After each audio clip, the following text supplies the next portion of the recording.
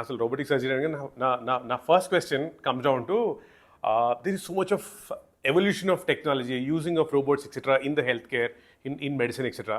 అసలు మీరందరూ how do you keep updating your self with regards to the robotic surgeries?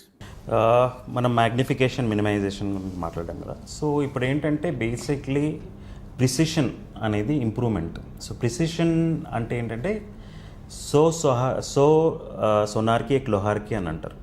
అంటే ఏదైతే లోహార్ ఒక్క దాంతో కట్ చేయగలుగుతాడో వీడు మెల్లమెల్లగా చేస్తాడు సోనార్.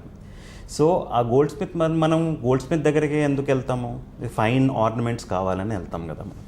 సో ఆ ప్రిసిషన్ అనేది మనకు ఏదైతే లాప్రోస్కోపీ ద్వారా చేసేదంటే మనకు మూమెంట్స్ అనేది రెస్ట్రిక్టెడ్గా ఉంటాయి. సో అదే మూమెంట్స్ రోబోటిక్లో 360 డిగ్రీ యాంగిల్లో రొటేట్ అవుతుంది ఆర్మ్స్ అనేవి, రోబోటిక్ ఆర్మ్స్ అనేవి.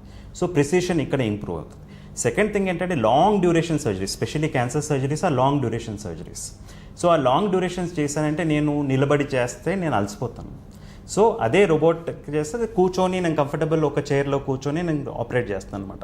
సో నేను టైర్డ్నెస్ అనేది తగ్గిపోతుంది అనమాట. సో అందుకే నేను ఎక్కువ సర్జరీస్ చేయగలుగుతాను. మై అంటే physical ability and safe example ఒక లెవెల్ ఒక ఏజ్ తర్వాత మనం సర్జరీస్ చేయడం మానేస్తాం యాజ్ అ సర్జన్. సో ఆ ప్రిసిషన్ ఇప్పుడు laparoscopic plus open surgery combination is a robotic surgery అనేది.